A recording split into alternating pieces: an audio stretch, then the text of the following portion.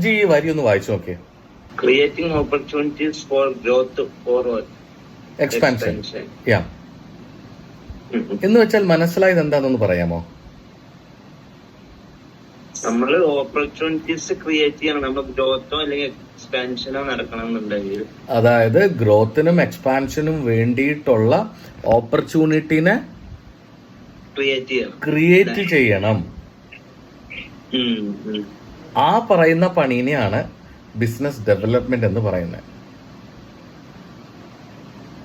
അപ്പോ ജിയുടെ ഗ്രോത്തിനും എക്സ്പാൻഷനും വേണ്ടിയിട്ടുള്ള ഓപ്പർച്യൂണിറ്റീനെ ക്രിയേറ്റ് ചെയ്യുന്നതായിട്ട് ജി കണ്ടെത്തിയിട്ടുള്ള 2 ഓപ്പർച്യൂണിറ്റിയാണുള്ളത്. ആ 2 ഓപ്പർച്യൂണിറ്റിയാണ്, ഒന്ന് മാർക്കറ്റിലേക്ക് കൂടുതൽ എത്തണം അല്ലെങ്കിൽ മാർക്കറ്റിംഗ് കൂടുതൽ ചെയ്യണം എന്ന് പറഞ്ഞൊരു കാര്യവും, ഓക്കെ, 2 ഡൈവേഴ്സിഫിക്കേഷൻ എന്ന് പറഞ്ഞൊരു കാര്യവും. ഇതിൽ ക്ലിയർ എത്രയുണ്ടെന്ന് ചോദിച്ചു നോക്കും. ഇപ്പോൾ ലോട്ടറി ടിക്കറ്റ് എടുക്കുന്നത് ഒരു ഓപ്പർച്യൂണിറ്റിയാണ്. ടിക്കറ്റ് കിട്ടാൻ, നമുക്ക് ടിക്കറ്റ് അടിക്കാനുള്ള ഒരു ഓപ്പർച്യൂണിറ്റിയാണ്, റൈറ്റ്? അതേപോലെ മാർക്കറ്റിംഗ് കൂടുതൽ ചെയ്യണം എന്ന് പറഞ്ഞത് ഒരു ഓപ്പർച്യൂണിറ്റിയാണ്, അല്ലേ? നമുക്ക് കസ്റ്റമേഴ്സിനെ കൂടുതൽ കിട്ടാനുള്ള, ലീഡ്സിനെ കൂടുതൽ കിട്ടാനുള്ള ഒരു ഓപ്പർച്യൂണിറ്റി. അപ്പൊ അങ്ങനെയാണെങ്കിൽ അതിന് വേണ്ടിയിട്ട് എന്തെല്ലാം ചെയ്യണം? So make the plan. ഇപ്പൊ ടിക്കറ്റ് എടുക്കാൻ 30 രൂപ അല്ലെങ്കിൽ 50 രൂപയാണ് ചെലവ്, നമുക്കറിയാം. അതേപോലെ ഈ ഓപ്പർച്യൂണിറ്റി മേക്ക് ചെയ്യാൻ, ഈ മാർക്കറ്റിംഗിലേക്ക് കൂടുതലായിട്ട് ചെയ്യാൻ എത്ര രൂപ ചെലവ് വരും? അത് കണ്ടുപിടിക്കണമെങ്കിൽ എന്തെല്ലാമാണ് അതിനു വേണ്ടി ചെയ്യേണ്ടത് എന്നുള്ളത് പൂർണ്ണമായിട്ട് നമുക്ക് മനസ്സിലാക്കാൻ പറ്റണം. ഡൈവേഴ്സിഫിക്കേഷൻ, എങ്ങോട്ടൊക്കെ മൂവ് ചെയ്യാം, അതിനു വേണ്ടി നമുക്ക് എത്ര രൂപ ചെലവ് വരും? ജി മനസ്സിലായോ? അപ്പം ഇപ്പൊ ജിക്ക് തോന്നുന്നുണ്ടോ ജി പ്രിപ്പയർ ചെയ്ത ബിസിനസ് ഡെവലപ്മെന്റ് ശരിക്കും പ്ലാൻ എന്ന് പറയുന്നത് അതൊരു പ്ലാൻ ആണെന്നുള്ളതും ഒരു പൂർണ്ണതയുണ്ടെന്നുള്ളതും ജിക്ക് ഇപ്പൊ തോന്നുന്നുണ്ടോ? നമ്മളിത് മുമ്പ് ചെയ്യാത്ത ആക്ടിവിറ്റിയാണ്. അല്ല, ഞാൻ ചോദിച്ചത് അത് തോന്നുന്നുണ്ടോ ഇല്ലയോ? തോന്നായികല്ല, ഞാൻ ഇതുവരെ എന്റേത് പൂർണ്ണമാണെന്നാണ് വിശ്വസിച്ചിരുന്നത്. ഞാൻ ചോദിക്കണത് ഇപ്പോ ആണ്. ഇപ്പൊ നമ്മൾ സംസാരിച്ചു കഴിഞ്ഞപ്പോ നിങ്ങൾ പറയുന്നത് പോലെയാണ്. അതായത് അത് പൂർണ്ണമായിട്ടില്ല. ജി, ഇതാണ് നമ്മുടെ നാട്ടിലുള്ള സംരംഭകരുടെ പ്രധാന ഒരു പ്രോബ്ലം എന്ന് പറയുന്നത്. യഥാർത്ഥത്തിൽ ബിസിനസ് ഡെവലപ്മെന്റ് എന്ന് പറയുന്നത് നടക്കാത്തത് ബിസിനസ് ഡെവലപ്മെന്റിലേക്ക് പൂർണ്ണമായിട്ടും അതിനെ മനസ്സിലാക്കാത്തത് കൊണ്ടും അതിനു വേണ്ടി ചിന്തിക്കുന്നില്ല എന്നുള്ളത് കൊണ്ടിട്ടുമാണ്. ഇപ്പം ബീയിങ് എ ക്രിയേറ്റർ, ഇപ്പം ഞാനും ജിയും ഒക്കെ ഒരു ക്രിയേറ്ററാണ്, അല്ലെ? അപ്പം ആ ക്രിയേറ്റർക്ക് ശരിക്കും പറഞ്ഞാൽ അയാൾ ക്രിയേറ്റ് ചെയ്യുന്നതാണ് അയാളുടെ ബിസിനസ്. അയാളുടെ ബിസിനസ്സിനെ ഗ്രോത്തിലേക്കും എക്സ്പാൻഷനിലേക്കും വേണ്ട ഓപ്പർച്യൂണിറ്റീനെ ക്രിയേറ്റ് ചെയ്യുന്നതാണ് ബിസിനസ് ഡെവലപ്മെന്റ് എന്ന് പറയുന്ന പ്രോസസ്.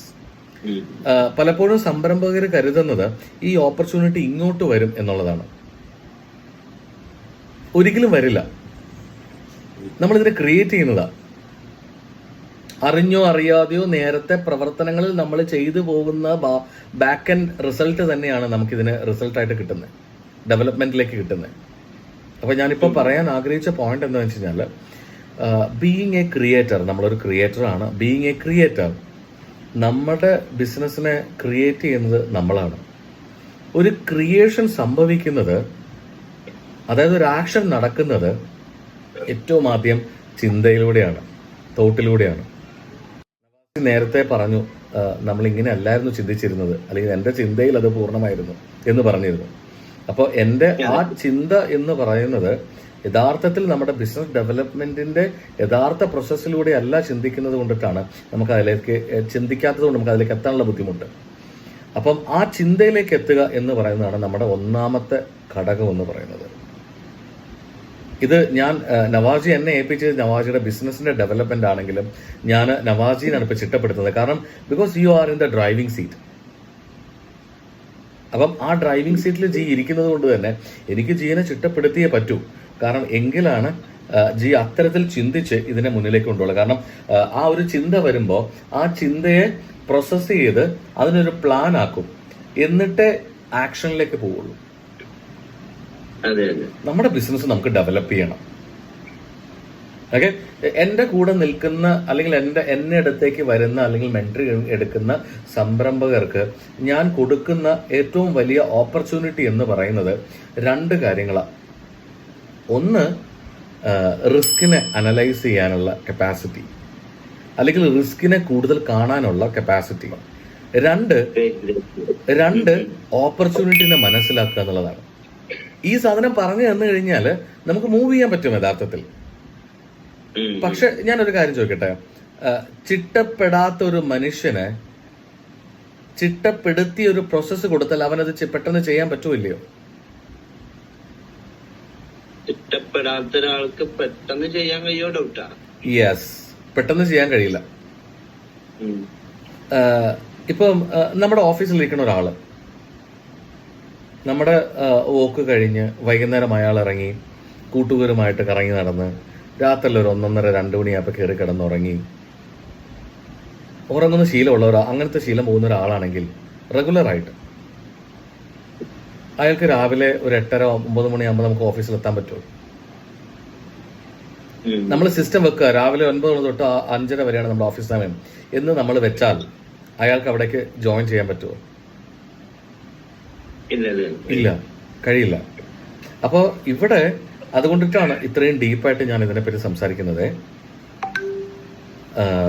ഇത് ജി എന്നുള്ളതല്ല, ഞങ്ങൾ പറഞ്ഞു തരുന്ന കാര്യത്തിലൂടെ ജിയിലേക്ക് എത്തുന്ന കണ്ടന്റ്സിനെ അല്ലെങ്കിൽ നോളജിനെ അല്ലെങ്കിൽ അറിവിനെ ജി സിസ്റ്റമാറ്റിക് ആക്കുന്നതിന് വേണ്ടിയിട്ട് നമ്മുടെ കമ്പനിയിൽ ജി അത് അപ്ലൈ ചെയ്യുമ്പോൾ അത് യൂസ് ചെയ്യേണ്ട അല്ലെങ്കിൽ അതിനെ എടുത്ത് പെരുമാറേണ്ട ജീവനക്കാർക്കും ഇത് ബാധിച്ചേക്കാം.